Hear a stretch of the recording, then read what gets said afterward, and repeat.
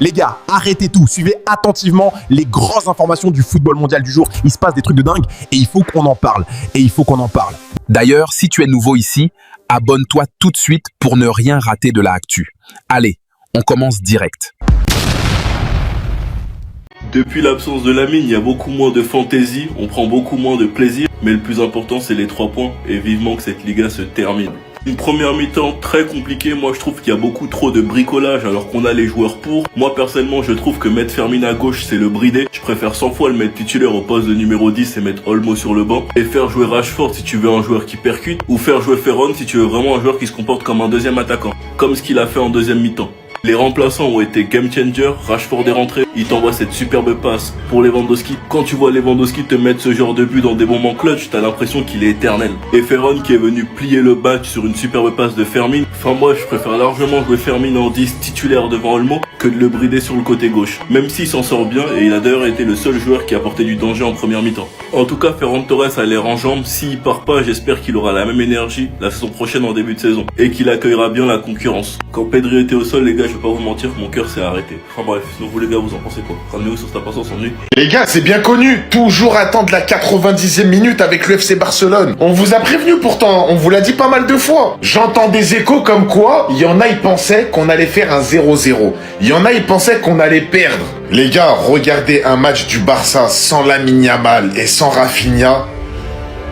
J'avoue c'est dur, mais l'important c'est qu'il y a la victoire au bout. Vous voyez celui qui est au milieu là? Juste là, vous le voyez là? C'est une légende du club. Le nombre de buts importants qu'il a mis. Vous voyez encore ce soir comment il nous délivre? Il vient nous mettre une tête 1-0 à la 75e minute. L'action elle est juste ici, Rashford il a la balle, il sait pas trop quoi faire, il la garde pendant une dizaine de secondes.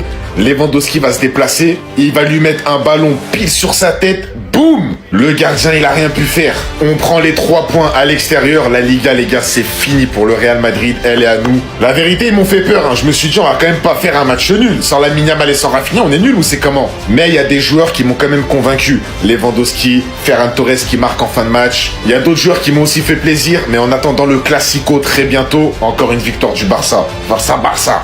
Alors là, je pense qu'on va assister au Classico le plus nul de ces 10 dernières années. Parce que là, avec cette victoire du FC Barcelone, on est deux au mur. On est obligé de gagner demain, match nul ou défaite, ils sont champions. Et pourtant, aujourd'hui, c'est pas comme si le Barça avait sorti un gros match sans Lamine Yamal. On a vu à quel point ils étaient fades. Aujourd'hui, encore une fois, on a réellement vu son importance. Parce que Rafinha n'est pas là et que lui, il est là, ça va encore. Mais sauf que quand il n'est pas là devant, c'est tellement compliqué. Rooney Bardi, j'ai comme il est décevant ces derniers temps. Et Barcelone eux-mêmes peuvent en témoigner. Depuis que Lamine Yamal s'est blessé, il n'y a aucun match référence de lui. À chaque fois qu'il a le ballon, j'ai comme l'impression qu'il sait plus dribbler. On lui fait la passe, il revient en arrière, c'est tout. Plus de percussion pour aller provoquer. Ce qui a fait qu'aujourd'hui en première mi-temps le Barça n'arrivait pas à se créer de réelles occasions. Toutes les grosses occasions de la première mi-temps étaient pour Osasuna. Celle-là par exemple Boudimir face à Juan Garcia. Lewandowski se rendait disponible mais c'était compliqué. Dani Olmo aussi n'y arrivait pas. Et avec eux Fermin Lopez qui se débrouillait pas mal mais ça suffisait pas. Il a fallu qu'en deuxième mi-temps Hansi Flick fasse des changements. Il y a Rashford qui est rentré. Ferran Torres aussi est rentré et ils ont été décisifs. Rashford a été passeur sur le but de Robert Lewandowski en deuxième mi-temps. Magnifique but d'ailleurs et je salue la patience de Rashford. Parce que oui les amis il a attendu longtemps avant que Robert ne déclenche l'appel. Une fois l'appel déclenché, Rashford fait le centre, tête de Robert Lewandowski, but. Et juste après ça, c'est Fermin Lopez qui fait une magnifique offrande à Ferran Torres. Le gars vient claquer le deuxième but au calme. Malheureusement pour le FC Barcelone, juste après, il y a Osasuna qui rejoue le score. Et le travail était déjà fait. C'est le pire des scénarios, les gars. En vrai, les gars, on fait quoi au final? Barça qui s'est imposé aujourd'hui face à Osasuna peut être champion si le Real Madrid ne s'impose pas demain face à l'Espagnol Barcelone. Même dans ça, il y a Barcelone, les gars. C'est une dinguerie, je commence à en avoir marre. Par contre, si on gagne, et ce qui est le plus terrifiant, c'est que le Barça pourrait être champion devant le Real Madrid au final. Il pourrait célébrer le titre de champion pendant un Classico. Les gars, au final, j'en viens même à me dire, vas-y, venez, on perd le match de demain. Mais au final, on est obligé d'y croire au final. On est obligé d'y croire. Je ne cache pas que ça me ferait du mal. Que les Barcelonais célèbrent en plein Classico, ça m'énerverait. Et en plus, c'est pas comme si le Barça, c'est impossible qu'il remporte le Classico. Il joue à domicile. Le Real Madrid, c'est compliqué en ce moment. Surtout qu'il y a pas mal de blessures. Donc voilà, c'est compliqué. Donc va falloir faire un choix. Dites-moi en commentaire, vous préférez perdre demain ou potentiellement attendre le Classico. Et on sait pas ce qui va se passer. Dites-moi en commentaire. En vrai, il pue la merde. Rooney, trop nul. À tous les mecs qui tiennent ce genre de propos, je vais m'occuper de vous, bougez pas. D'abord, si vous savez pas regarder les matchs, Opli TV, le lien il est dans la bio. Et avec Benjis, vous avez moins 10% sur la formule de votre choix. Vous pouvez regarder match de basket, film, série, à tout. Victoire de 1 et bien évidemment, je vais pas perdre mon temps à débriefer ce match qui était claqué. Ouais, il y a eu 3 buts, 81e, 87e, 88e. Il s'est passé quoi pendant tout le reste du temps? Rien. J'en veux pour preuve, homme du match, Yohan Garcia. Merci à l'entrée de Rashford qui fait un magnifique centre pour la tête de l'ancêtre. Mais revenons à nos moutons. Bande de petits hypocrites que vous êtes. Moi, j'oublie pas. Et j'oublierai jamais. Parce qu'après chaque match, je fais une vidéo que je poste ici même et je lis vos commentaires. Il y a pas longtemps de ça, ça parlait beaucoup de Rooney. Flick, il le fait jamais jouer, on va perdre Rooney, mais non, c'est quoi cette gestion de Rooney? Rooney mérite de jouer, mesquine. 2 matchs. Il aura fallu de 2 matchs pour que vous, bande de putain d'hypocrites que vous êtes passé de prendre sa défense, le pauvre petit Rooney, mesquine qui a le cœur brisé. Ah mais il pue la merde, voilà pourquoi il jouait pas en fait, il a pas le niveau pour le Barça. En fait, c'est symptomatique chez les Barcelonais. Vous avez rien là-dedans, il y en a. Il est ultra jeune. Mon concurrent direct, c'est Lamine Yamal à son poste. Il manque de temps de jeu, et à juste titre en fait. Oui, Lamine Yamal, il est titulaire. Alors pour moi, il aurait pu avoir un petit peu plus de temps de jeu, quelques entrées par-ci par-là, mais ça prend du temps de s'adapter. Ça prend du temps de progresser, de développer des automatismes. En fin de compte, tout le monde critiquait, mais c'est bel et bien Hansi Flick qui a la meilleure gestion de Rooney. Il est certainement pas prêt pour être le numéro 1, même en l'absence de Yamal. Le championnat est fini, il lui donne du temps de jeu. Quelques entrées par-ci par-là pour prendre un peu de confiance.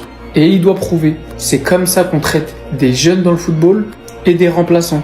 Si vous pensez qu'un remplaçant aussi jeune, acheté pour 1,5 million, inscrit avec la B, doit avoir le rendement de Dani Olmo, joueur expérimenté qu'on a acheté 60 millions, bah il serait temps de se réveiller les potes. Sans Lamine Yamal, c'est vraiment niveau Europa League cette équipe, les gars. Vraiment, c'est hallucinant. Et dire que le Real Madrid, ils arrivent même pas à rivaliser avec ça, je suis détruit du niveau de la Liga cette saison. Déjà qu'on a loupé 15 minutes du match à cause de beIN Sport parce qu'ils nous diffusaient un match portugais, personne n'a compris. Au final, je me dis c'est pas si mal parce que 15 minutes de souffrance, les gars, franchement, j'ai failli m'endormir 30 fois pendant le match. Bien sûr, pendant ces 15 minutes non diffusées, on a eu cette action-là du FC Barcelone, mais je vais même pas polémiquer, les gars, parce que peut y avoir penalty, peut ne pas y avoir penalty. Il y a eu pareil, une poussette ou un tirage de maillot, ce que vous appelez ça comme vous voulez, sur Pedri. Il y a pas eu penalty, même pas de révision. Tu sais, les arbitres de Liga, j'en peux plus, les gars, j'en peux plus. Pedri, pour moi, il y a penalty, sur lui. Cancelo, ce qu'il fait, pour moi, il y a penalty. Enfin bref, les gars, on est là, on parle du match du Barça. Au prochain match, ils peuvent être champions face au Real Madrid chez eux s'ils gagnent. Et enfin, faudrait-il encore que le Real Madrid gagne demain contre l'Espagnol Barcelone? Et ça, rien n'est moins sûr. Mais là, je vais m'adresser aux supporters honnêtes, aux gens honnêtes, s'il vous plaît, sur le but de Robert Lewandowski. Allez le revoir s'il faut. Regardez le temps que possède Marcus Rashford pour centrer. Tellement il a du temps, on dirait c'est un coup franc, on dirait c'est un coup de pied arrêté, on dirait le jeu est arrêté. Mais non, il est pas à l'entraînement, il est en plein match de Liga, les gars. C'est une honte. Le niveau de la Liga est hallucinant, vraiment. Les défenseurs adverses, ils attaquent même pas Rashford. Rashford, il parle avec Lewandowski à distance. Tu la veux où, quand, ok, il lui fait un signe pour donner le timing. Lewandowski met la tête. Vraiment, je m'inquiète pour ce championnat, les gars, qui est en train de perdre beaucoup de valeur et beaucoup de niveau. Je pense qu'on n'est pas prêt de revoir le Barça ou le Real Madrid gagner la Ligue des Champions. Et je pense qu'on n'est pas prêt de voir une autre équipe autre que le Barça et le Real gagner la Liga. Robert Lewandowski qui vient nous donner clairement le titre aujourd'hui. Mais parlons de cette passe de Marcus Rashford qui incite Robert Lewandowski à faire l'appel. Et quel appel et quelle tête. Quelle vista de Robert. C'est typiquement les buts de numéro 9. C'est ça que je veux de Lewandowski. 14 points d'avance pour le Barça qui met une pression au Real Madrid qui va affronter l'Espagnol demain. Donc s'ils gagnent pas demain, c'est la haie d'honneur. Et je vous le dis, ils vont se surpasser pour pas la faire. En parlant numéro 9, on ne peut que parler de Ferran Torres qui est quand même sur des bons matchs depuis son triplé avant l'Atlético Madrid. Il y a beaucoup de gens qui veulent le vendre pour l'année prochaine, mais je le dis, Ferran, ça reste un top joueur de substitution. On trouvera personne ou d'équivalent à Ferran sur le marché. Donc moi, tant qu'il joue en tant que remplaçant, en tant que doublure, ça ne me pose aucun problème. D'habitude, dans ses qualités, sa qualité d'appel, voilà, il part à la limite. Et une fois sur deux, de temps en temps, il est clinique. Mais bon. Donc aujourd'hui, ce qu'on va retenir sur un match très ennuyant, c'est les 3 points et la Liga qui se rapproche. Attendez. Croyez-moi, j'ai pris plus de plaisir de voir Retafe Barça la semaine dernière et ça c'est pas normal.